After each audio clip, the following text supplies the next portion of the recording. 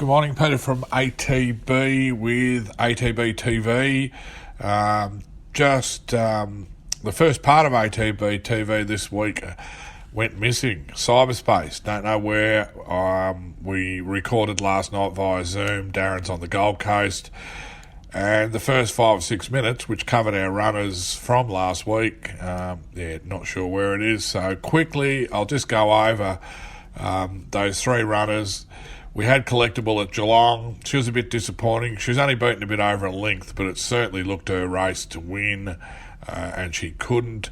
So now she's actually gone to the Gold Coast. She'll be sold as a brood mare next week. Disappointing mare. Showed a lot as a 3-year-old. Never come on as a 4-year-old. Couple of wins, but probably left 4 or 5 on the track for us, and not being able to tick off that city win probably will to the owner's detriment, and in terms of what price we get as a broodmare. But anyway, that'll all unfold next week.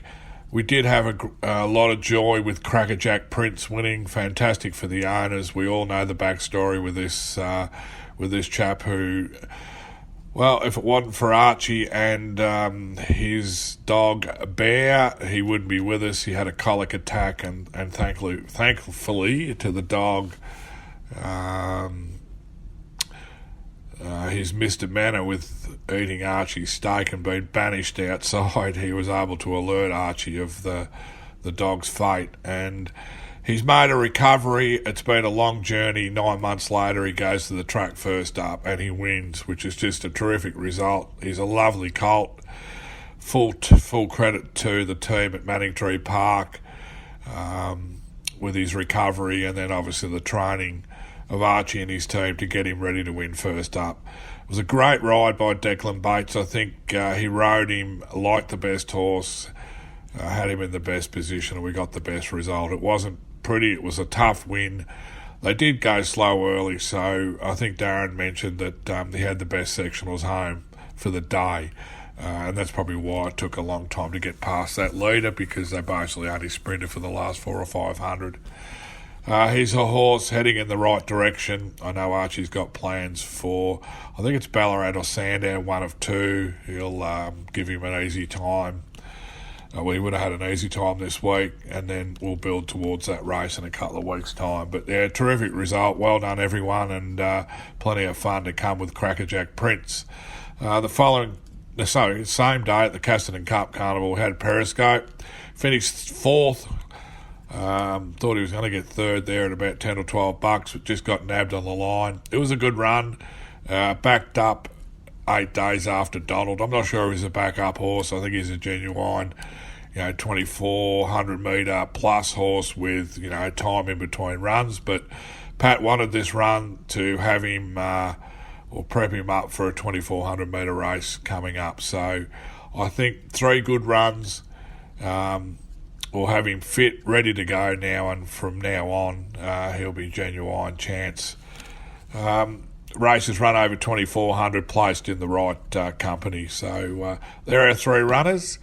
We'll move back into the vision now, where we continue on with our upcoming runners, starting off with Intense, who runs today at Geelong. We'll go into our runners coming up tomorrow at Geelong. We've got Intense, who was a very good run at Warrnambool.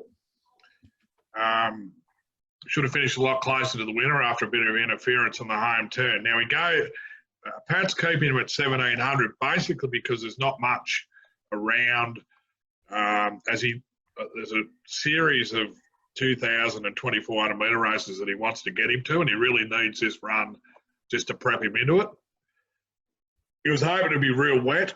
It's a slow 5. I'm not sure of the forecast tomorrow, but he's 19 bucks. There's a thing of Matty Williams's that was backed off the mat at the carnival. It's $2, and there's another thing of Waller's that's $2.50. So they looked at 2, but gee, off the back of that run, you expect him to run all right, wouldn't you? Well, for the whole carnival, nothing ran on. He was probably the only horse that came from second last for the whole carnival that ran on and ran second. I thought it was a great run. I thought he was definitely looking for 2,000. myself.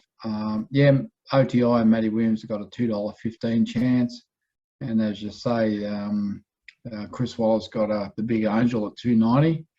But even Bowman's horse, Typhoon Moon, who they thought would win at Warrnambool, $7.50. And then it's out at $21 intense. Yeah, I'm not sure. You know, he's got Dean Holland on him. They seem to change the riders around a lot. Is Dean Yendall suspended? No, he's on Matty Williams. He's on the toppy, so that's probably a lead, isn't it? Yeah, so he's probably had the choice. Yeah. I thought wherever we went after Warrnambool, we'd be winning, but now I'm not so sure. This is a much stronger race. Yeah. But he'll probably run better than his price. I agree. Saturday, we've got all our next 3 runners are spread across Australia. We've got Southern France up where you are, or near where you are, at Doomben in the Doomben Cup. This is his first run since, disappointed in his Sydney Cup run, back to 2,000 metres. Craig Williams on.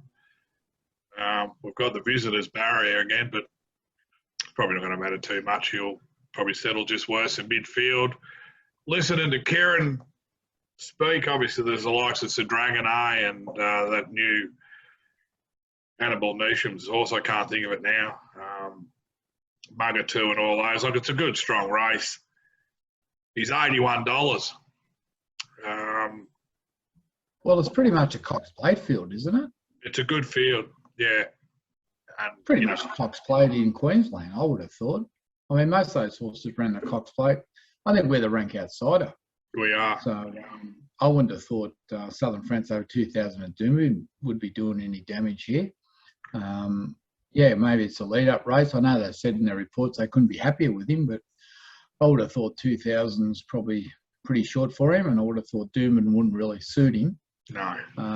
But gee, there's some class horses in this race, and I'll be struggling to see us finish in the top first half of the field.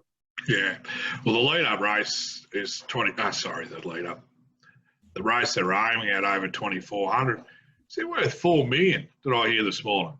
Of $4 million. Yeah, I think that's that QE2 race that's worth a lot of money up there. Yeah. But once again, most of these horses will be going there. Yeah. And I just feel he's out of his class. Yeah, well, you'd have to say that. He was finishing in behind him, you know, probably when he had favours, and don't know whether he's going to get too many favours in this race. Back to Victoria. Capriccio gets to the race that Daniel was aiming at, hence why she had that run at Warrnambool, where she finished off well. 1,200 metres down the straight. She has ticked off a win, course and proper, and I think her mum might have won this race, Darren. Yeah, well, Longspresso did win this race, and the Warrnambool race was a race just to tune her up and keep her ticking over for this race, which has always been in the back of the mind. Once again, I thought at Warrnambool she did well to come from behind and run third on a race meeting that was pretty much dominated by on pace. 1,200 down straight suits. She's going to be cherry ripe for this race. She's a big price. And I think, once again, she's a sneaky place chance, and it wouldn't surprise me if she blew them away if she got the right run and there was speed on. Yep, I think you can sort of see why down the straight suits her racing style. She just needs to be ridden cold. And ridden cold down the straight, you're not 12 lengths off them. You might only be 5 or 6 lengths off them. Build into it and just go when you can. And she's got a good turn of foot, which we've seen. Harry Coffey rides. Yeah. Got that great turn of foot. I assume Declan can't make the weight. I assume that's why Harry's on. Harry's on, I would say. Yeah. $25, $6 a place. A little bit each way. Oh, I'd be definitely backing for the place. Yeah, $6. It sounds nice, the place, doesn't it? Wodonga.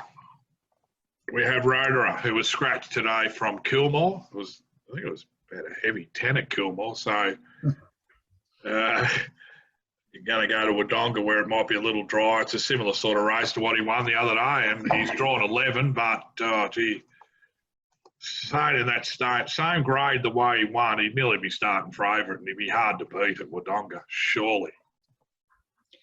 Well, I don't trust his horse.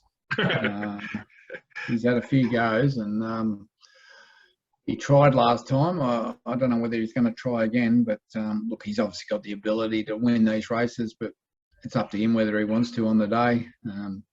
4 hours in the float from Mornington, he might be over it by the time he gets there. So I'll be watching him go around, Pete. He won't be sucking me in. I know he won like a good horse last time, and he's got the ability, but he won't be getting me. $6 to place Capriccio might be better than $5 or $6 to win him. 100% right. That's it. That's just our 3 runners. Yeah, Ballarat Synthetic Monday, Stall Tuesday, and Sandown Wednesday. We got nothing there. The likes of Connery's the week after, in South Pacific. I think it's June the 5th to 2,500 metre open handicap at Flemington. And not much in between. The likes of Sunburn still a couple of weeks away. Obviously, Crackerjack Prince a couple of weeks away. We're a lot in work, but not quite at the racetrack. Yeah, well, that's right. We've got a lot building up for the winter, and we've got our spring horses that have gone in. But now we'll be just ticking over with our 3 or 4 runners a week for the next few weeks, I would have thought. Yeah, we're up to 30 wins, which I reckon it's been a good season on the back of, we're down on numbers in terms of runners this time last year, and 30 at about 13 or 14%. It's a good strike rate, and a lot of new horses are in amongst those winners. Well, we certainly have moved on a lot of horses. Obviously now, if they're not going to measure up to city grade, we're probably not going to hang on to them too long, Pete. And that's been the plan, was to have less runners, but as many winners and as much prize money with less training fees. So I think that's the model the owners want us to take. Yeah. And if they're not going to pay their way or they can't get to the city, then at some point they've got to be moved on. So that's something we've worked on hard over the last 12 to 18 months. And I think at this point, to be sort of late May with 30 winners, given the number of runners we're going to have over the next probably 2 months, probably not going to get to the 40, but I think a strike rate of over 12% is quite healthy. That's 1 in 8, and that's about the industry standard. Yep, no, agree. I was out at the farm this Savi. I've seen Steinem and a few of the fillies that are going to go back into work. I think they were quite happy to be rugged up. I was looking for an extra rug while I was out there, but gee, she's an impressive looking filly. That's nice. She was there with, I think she was in a paddock with Yogi and I don't know the other, and she's just a big filly. Like, you just got to be impressed just looking at her. Yogi was looking like he was 2 years into retirement too. Yeah, Yogi, he's bouncing around like a lunatic. But Steinem does take the eye, when you look at it, she really does grab the eye. I'm not sure if Danny Classic was down there or not. But Danny Classic and Ray's, the colours were in with Madam Mischief. Yeah. So, look, they're on that hill paddock. We don't want to get them too heavy, but they're quite happy. And Steinem, she won't have a short let up before she attacks the spring, and she's a very promising filly. Pete, yeah, as you know, you've been down there videoing horses and sending out updates to all the owners. I've been pretty busy the last couple of weeks. As we reported last week from the truck, spent a couple of days up in the Hunter Valley looking at all the new stands, just to make sure we understand what we're committing to. And this week we've come up here to the Gold Coast to have a look at the weanling sale, and I must say the market is just so strong. Today we saw the sale of the most expensive weanling ever in Australian history. An I'm Invincible foal made $1 million, eclipsed the previous record of $850,000, and there was plenty of horses that went through today for around $400,000 to $600,000. So the market is just that strong. To be able to buy yearlings at sales, I'm not sure how people are going to do it going forward. I know our prize money, we've got a great system in Australia and good prize money and Bobas and Bobs and Cutis. To watch these horses go through today and see foals making $400,000 to $600,000 and more, I just don't know how people are going to be able to buy shares in these horses going forward, and compete. But the good thing is, I think when you see the winner of the Goodwood Group 1, I think it was sold for $18,000. Savatol XL. Yeah. To see the winner of the SA Oaks was sold for $5,000. you don't have to have a big budget to get a result. So it does keep everyone in the game, but Yeah. it's pretty scary when you get up here to the pointy end and you see what these horses are making. And horses foals were valuing at 150. There was one foal there, I think I valued it at 150,000, and I thought it might make 250 as the yearling, and it was sold for 375,000. So, yeah, they're just paying enormous money for these horses. And those who've got weanlings and yearlings at home, or they probably won't have yearlings, but mares in foal and weanlings at home, they should be very confident in what's going to happen in the sales. We've got horses entered for the Melbourne sales in June, and we've obviously got 20 odd yearlings to sell next year. They should be really thinking they're going to put some money in the bank. So we've been around, and the purpose of coming here wasn't really to buy these horses, but it was more so to have a look at these foals. Obviously, like everyone else, we've been in lockdown for the best part of 12 to 18 months, or since March last year. So apart from their foals on our farm, we haven't seen too many foals by these new horses. So we've got a trapeze artist at home how to crack the code, and that's the only trapeze artist I'd seen until today. And today I managed to see 3 or 4 of them. So I get a bit of a line on how ours compares. I saw some Autumn Suns, which once again, I've only got one Autumn Sun at home, and today we saw 3 or 4 of those, and one of them as a foal made 300,000. And we've got one at home out of a good mare, High Largo. So we're booking these mares in for the season in the spring, and we need to get a handle on these foals to see what the stands are throwing and whether they're the right types. So it was good to see some written buys, and I was really taken with the written buys. The Invaders were quite nice. Obviously, the Autumn Suns and the Trapeze Artists made good money, and they're good types. The other things that I guess we learn as we go is, I had a look at some Zoo Stars there, and there were some Zoo Stars there. They were just huge, big horses. And just talking to the breeders, and they're saying, just be careful, don't send a big mare to Zoo Star or you'll get an elephant or a giraffe. And we did have a big mare booked into Zoo Star, so we'll have to revisit that. And on the reverse, don't send a small mare to Capitalist or Written Tycoon, or you'll get a pony. So at the end of the day, we've got to get the right shape. If we don't end up breeding the right shape, we'll just lose money. So we're here more to look at that and just glean information from these farms that have got 300 or 400 foals running around to make sure we make the mares to the right stands to get the best results. So, as I keep saying, we go through and do the blood work, and we come up with all these great theories, and then we go and look at the stands, and then we change our mind, and then we go and look at the foals of these stands, and then we change our mind again. So I don't think there's much more I can do other than the blood work, visit the stands, and look at the foals. Yeah. And then we've just got to tweak it a little bit and work within our budgets and try and get it right for our partners. So that's why Liz and I are here for a couple of days to look at those. So the foal sale was today, and it concludes tomorrow night. We're not really here to be buying any foals.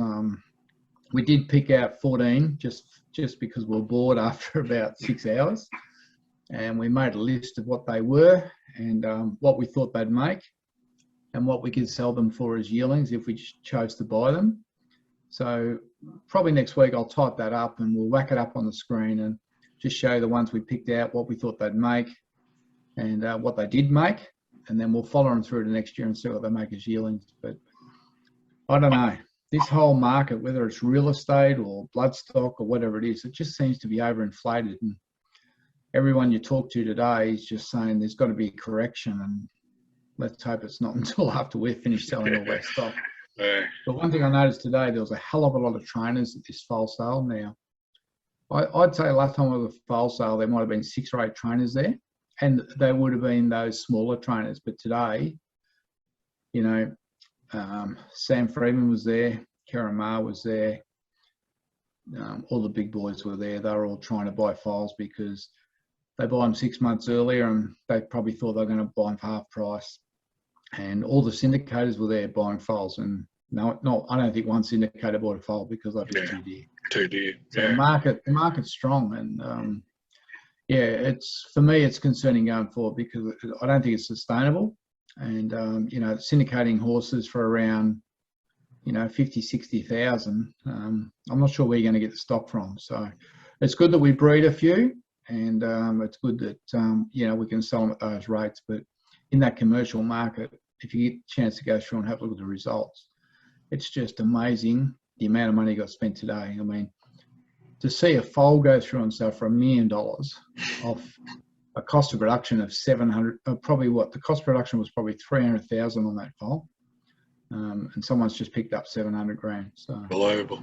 Yeah. And the other one was Extreme Choice. I know he won the slipper, and I know he's infertile, so there's not many around, but anything that had the word Extreme Choice on it, didn't matter what it looked like. Even if it had 2.5 legs, it was still going to make $500,000. Now, if I hadn't won the slipper, they would have been going through for 60 grand. And I'm going to give you some vision, Pete, to put up at the end of this, which I recorded one of the Extreme Choices going through the auction. It goes for about 2 minutes. And for those who have never been to a horse sale, it just shows you how quickly you can spend $600,000. You think a house auction's quick. This takes place in about 1.5 minutes. And you just got to think those foals standing there in the crush, ready to go in the ring, blokes screaming over the PAs. Those foals have lived out in a paddock, probably only seen 5 people in their life. And here they are in an auditorium full of people screaming and yelling. And I think that one made 600 and something thousand. Haven't been long off their mothers, Darren. No, they've probably been weaned for maybe 6 to 8 weeks. Yeah. And credit to all the handlers on how good these foals were, and well behaved. But yeah, if you haven't been to a horse sale, I think you'll enjoy the footage at the end of ATB TV today and have a good look. Yep. And just watch how you can spend 600,000 plus in about 1.5 minutes. It's a different world, Pete. It's a different world. It's unbelievable. We want to be the ones selling. We want to be the ones that are banking that money for us and our clients. And but at the same time, we've got to find racehorses. We've got to find stock. So that's why we got those mares, because we'll keep racing those good fillies and give people an opportunity to get involved. But that's right. When you get those colts, you can really cash them in and make some money.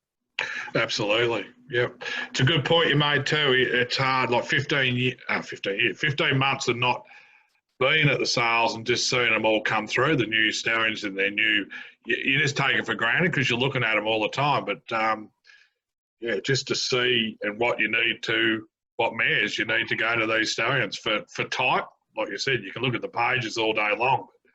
Just to get that guide, that visual guide's a big thing. Well, I saw a Tornado go through today, made 270,000.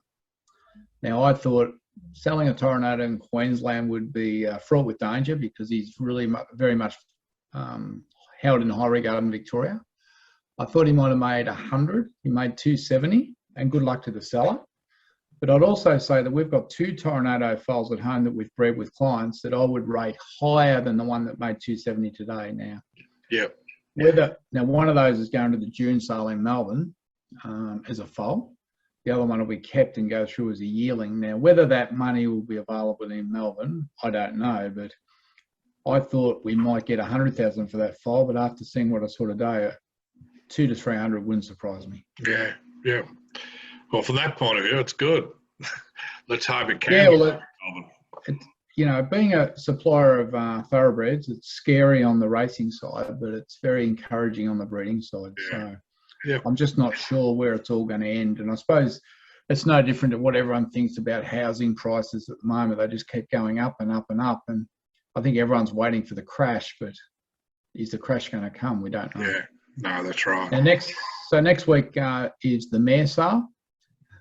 So there's, I think there's about 1,000 mares get sold next week. So all the Shadwell horses are here because obviously the sheep passed away. So they sold off quite a few of the Shadwell weanlings today.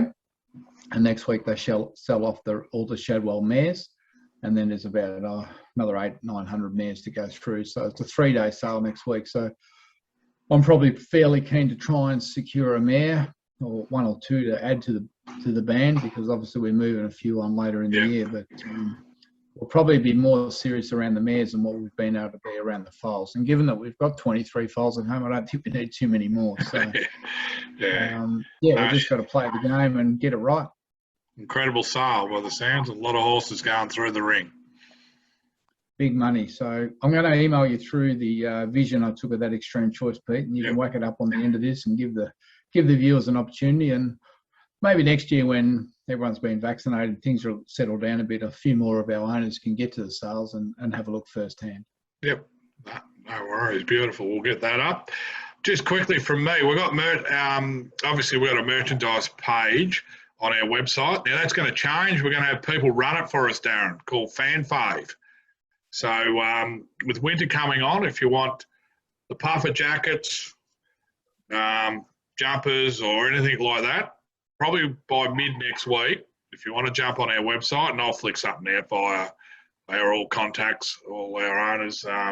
You go on there and it's a one-stop shop, Darren. You go on, you order, you put your sizes in, you flick the order through, and it'll be delivered to your doorstep by Australia Post or whatever delivery order they use. And you can be decked out in all the ATB gear. Very similar to what we had, or it's basically the same, but it's just going to be managed by Fan Fave. So we'll get a bit out about that next week.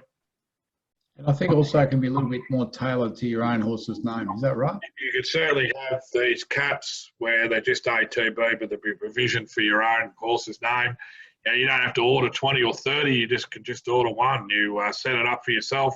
Same on, I think there's a provision even on shirts, stubby holders. So once I get it up, you'll be able to flick through it. It's very easy to use. It's just a follow your nose thing, and prices are very similar to what we had up and about, but we don't have to worry about Liz mailing out 600 things, spending 2 weeks getting it all sorted out. It'll be, you can order whatever. I think any orders over $150, free delivery. But a good range of ATV merchandise. Yeah, well, congratulations to the guys that have come up with the concept. And I think the fellow involved was an ex-jockey, and he's got into this merchandise for racing, and he's got quite a few trainers and syndicators on board. And, we're pleased to pass that task over, as long as the costing and the quality was the same as what we had. And, he seems to have come to the party. So it'll be good if, people can just click on the site and order what they want and have it tailor-made to their horse or however they want it. And I think it's a good thing, and a smart business move. So good on Fanfare. Plenty of got on board. There's a lot of big names, a lot of big stables and syndicators. So I think we join the crew and we get our owners and supporters all decked out in our gear. Yeah, now, Pete, I don't think we mentioned passing of one of our owners in the last week or two of Kath Tammer, who was a part owner in Mumbai, with her daughter Adele. So unfortunately, Kath passed away in the last couple of weeks, and it was amiss of me not to pass on my condolences to Adele and the whole family. And I know all the owners in Mumbai would be saddened by that news. The last time I saw Kath, she came to the farm on one of our breeders' days to see Mumbai's foal. Lovely lady. I tried to get her on the four-wheel motorbike, but she was having no part of it. But that's probably my lasting memory of Kath, and just lovely people. And really do send out heartfelt condolences on behalf of all the Mumbai owners to Adele, and Kath will be sadly missed. Absolutely, yeah. Condolences from us to Adele. Always a sad time when you're losing someone so close. Well, I've got not much more, mate. No, I'll just ramp the heater up another 2 or 3 degrees here, while you might have to go from shorts to tracksuit pants. No tracky pants here, mate. But I can tell you now, Liz is sitting out on the deck there. I'm not sure. She might even be talking to Adele. I'm not sure. But she's sitting out on the deck in her shorts and singlet. Probably got a cold beverage in her hand and enjoying the warmth. But I can tell you one thing, when we get home, we'll be freezing. Bon appetit pizza. Been sitting here under my nose for half an hour. I thought you would have ate that already. AJ, no. I was going to wind you up. I was going to wind you up because it's getting cold, but no, all good. All right. Well, I'll just do the hard yards, Pete. Look at this. this. Hard yards. Good. Hey? The hard yards. Hey? All right. good. Until next week, everyone. Have a great week. Enjoy the weekend. Brisbane Carnival's in full swing. There's plenty of money around, I can tell you, from what I've seen up here, and I'm trying to hang on to ours. Have a great weekend, everyone. Till next week, Darren Dance with Peter Morgani signing off. Try not to get sunburnt. Cheers. Well, everyone, your guy, because of a lovely draft, haven't they? Here's a lovely colour built by Extreme Choice. He's exciting young Slayer, of course. You can see the mares left for the race. They are all runners. She's a good running 2-year-old herself. She won 4 in the treat as a 2-year-old today. But importantly, the colt here by Stay Inside Slayer. He's well made. Having a great start to life, this colt. Up in the sides. He made 400,000 or 500,000, whatever he's entitled to. He's all class and quality, he's got the pedigree, he's got the looks to match. What do you say? Is that 100? Thank you. 100,000 to start. One a bit. And a good 2-year-old running family. One a bit. No, 4 race all winners out of the year. 100,000, 125, 125, 200 to my man, 2 to now, 200 to my man, 2 now, 225, 225, 50, 75 to my man, 275 to make it 2, 25 out the back there, 225, 50, 350 is a quality goal, 350 by the right side, out of a good running family, and it's 350,000, you go bidding for 350, we're for speed, 75, 400,000. He is on the market all the way, make no mistake. 400,000. She won 4 as a junior over there. He's by the 6 He's plunging her absolutely flying their first crop of the golden silver. And at 400,000. 400 in front. 425. 425, look at you, sir, on the phone. 425, my man. 425, he's still performing. He's going to be selling at 425. What's that? 425 now. 425 direct to me. He's on the phone. I'm going to sell him at 425,000. Make no mistake, I sell him at 425. 40. 440. 50. 450 to 9. 450,000. 450, 60. 80. B5. Don't worry who it is. Doesn't matter who it is. 485. At 480,000 I sell. 500 they say. 25. 525 on. 525. What do you think? 50. 75.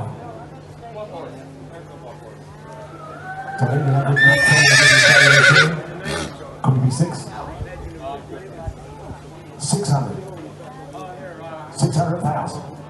Be 25? 25. 625, he said. 625. Now what do you say? At 625,000, I sell him.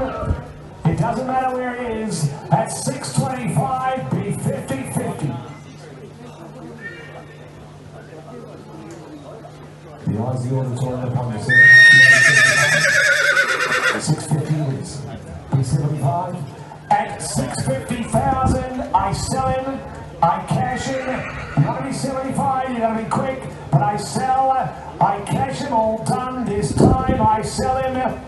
You're gone, you're out, what do you say? I sell him for 650. You go by, table 23, thank you, and co. Running horse, well board.